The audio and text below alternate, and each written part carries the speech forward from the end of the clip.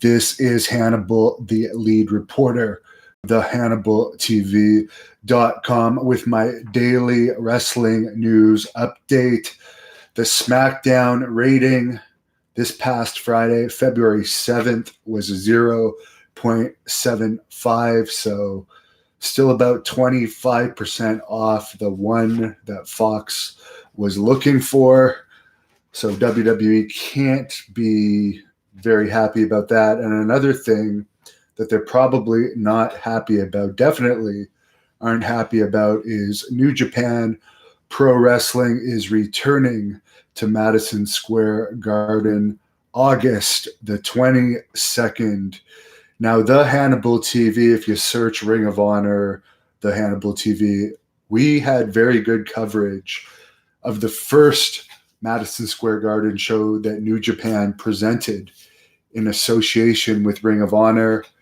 I do not know if Ring of Honor is going to be involved in this one, but I do know that Ring of Honor put on their free show today. To my knowledge, looking at what the arena map was, from what I could see, it looked like they were only using about half the arena. And I've seen pictures from the event, although there was definitely a good crowd on hand. I even noticed some people posted on some of the pictures, good house. The tickets were free. So you're in Baltimore, a market with over 2 million people, with all your top stars, as well as the top stars of NWA, including this supposedly great champion, Nick Aldis, that can't sell out half of a free arena. So say what you want. NWA gets between 100,000 and 200,000 YouTube views. Their champion, as of now, does not travel around helping other companies, which would be good on both ends. But anyways, I'm not wishing them bad. I actually am happy PCO is Ring of Honor champion. But here's something very interesting. I even tweeted this to PCO. And that is, if Ring of Honor would just do an event in Montreal, they could sell out the Verdun Auditorium, which is a arena. I think it's about 5,000 fans. Jacques Rougeau has sold it out for his independent shows that I've wrestled on there. And WWE used to go there. It is a historic wrestling building. And I heard Dave Meltzer and basically say PCO doesn't make an effect on Ring of Honor's business either way. Brian Alvarez, who is the co-host on some of Meltzer's shows, felt it was a good thing, but again, not a huge difference. Well, for the people outside of Quebec that don't know, they promoted PCO as champion at a Montreal Canadiens hockey game in front of like 18 to 20,000 people, and he got cheered. He appeared on talk shows all over Quebec that were very popular, and Quebec people very much like their own stars. So I don't know why Ring of Honor is going to a place where they can't sell out half of a free arena when they could go to Montreal, where PCO has been promoted as like a legitimate world champion, and you could go there and actually pack the place. And you know what? I really think that would happen. So that would be my suggestion. Montreal has great fans as well. I was actually supposed to cover a show in Montreal this past weekend that two AEW stars were on this show. But for reasons beyond my control, I didn't end up going. There was a bad snowstorm anyways. But they had the transgender woman wrestler, whose name escapes me right now, and one of the Dark Order guys. So it's interesting that AEW is still letting their contracted wrestlers risk getting injured on indie shows. But it's great for indie shows because I heard the crowd was very good for that event. I believe Carl LeDuc was part of that event. He is going to be participating in the Great North Wrestling Annihilation Show February 29th in Smith Falls, featuring 3 WWE legends: Haku Barbarian and Too Cold Scorpio. Lufisto is going to be there. She wrestled Nyla Rose. Her name came to me now. She wrestled Nyla Rose on that show. Renee Dupree actually won the tag team championships on that show as well. So I'm going to get into the rest of the news. Thunder Blender says thoughts on Teddy Hart 2020. He's coming to Great North Wrestling August the 8th for our 13th anniversary show in Ottawa at the Earl Armstrong Arena. Davey Boy Smith Jr. is also going to be on that show. Tickets at ticketweb.ca, and I will do another shoot interview with him that weekend. So there's my thoughts on him. Derek Lewis won his fight in the UFC last night by decision. To quote a close friend of mine that watched it, they said the fight was half exciting, half boring. There was nothing mostly nothing happening other than Derek throwing some bombs, and Lewis had a few good tosses on Derek. It looks like The Fiend versus Roman Reigns is probably going to happen at WrestleMania, according to Dave Meltzer, and it's going to be The Fiend versus Goldberg in Saudi Arabia.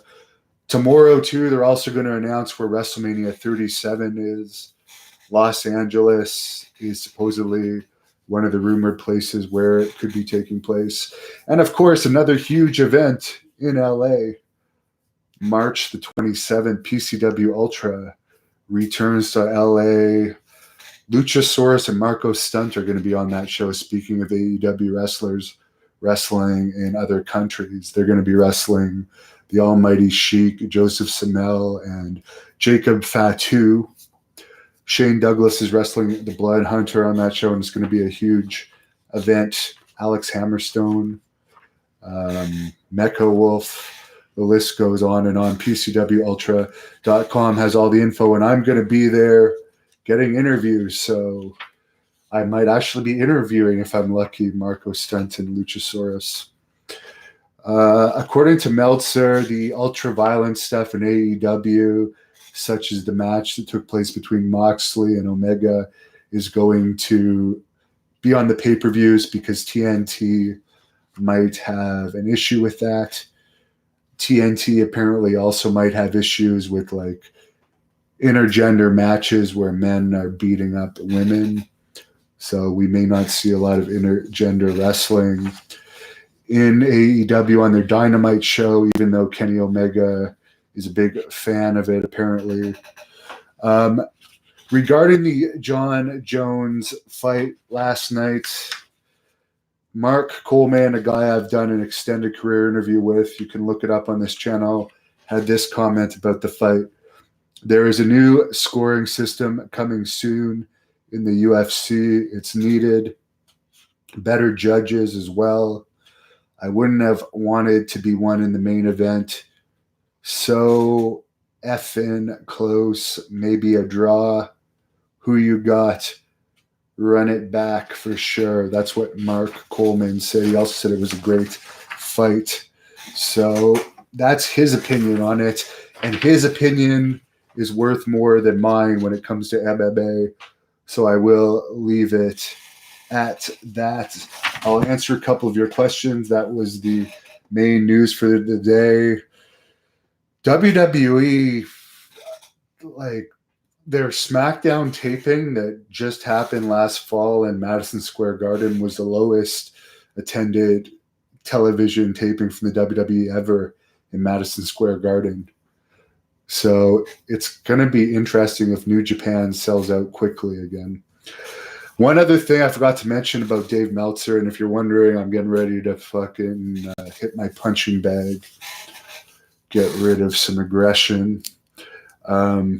Dave Meltzer pointed out in a Wrestling Observer radio I listened to, it was a clip from his Jericho Cruise, that a good example of WWE making a mistake with a guy that was getting over on their own is Billy Graham, who was already very popular when he won the WWE Championship, sold out Madison Square Gardens 19 out of 20 times as a headliner, world champion, a record of highest percentage of sellouts and according to Meltzer, was even more popular when they made him drop the title to Backlund. He used an example of the month prior. He had a match in Philadelphia at the Spectrum versus Bruno, and there was traffic reports up to 3 hours before the event. It was causing traffic jams. There were so many people getting turned away. It went out on the radio. Do not try to get tickets to this event. It's sold out. Stay away from the Spectrum. So that's how over superstar Billy Graham was, which is crazy. AJRX just tipped me $5. Do I think that WWE is earning historic record low ratings because the women's division is the premier division and a female superstar is the face of the WWE? Who is that female superstar that's the face of the WWE? Because I don't know. I know Charlotte's popular. This Becky Lynch I hear is popular, but the most female star that I noticed they promoted was Ronda Rousey. So as far as the face of the WWE, the last real face it had was Cena. They tried with Roman Reigns, but I don't think, although I actually like him, I have nothing against him. I don't think it ever, at any point, he was really thought of as the face of the WWE. But I don't know. I don't know if there is a female that's the face of the WWE because, as I said, Ronda Rousey, I think, was pushed more than any of the girls that are in there now. Maharaja says Becky cringe Lynch. Jay Smith says women's wrestling is boring. And to answer your question, for women's wrestling, as far as ratings, on average on my channel, other than star matches, for independent women's wrestling, there is more views than guys wrestling. So I understand why WWE does it. When you compare, though, former WWE wrestlers or my matches, it still has an overall lower average. But I think in general, people will switch to a women's match if they see it and they don't know who the people are. Like, I know, put it this way, for me, if wrestling is on in the gym, I will watch bits if it's a women's match. I will glance at it because they're good looking. So it's interesting to me for that reason. So I don't know. I couldn't answer your question there. The male on male fights have traditionally in all combat sports been the highest drawing. Izo Pontrelli says Ronda said she wants to cut back on her travel with WWE because she wants to start a family.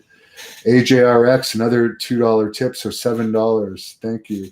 I think Becky Lynch was her match before the men's Rumble.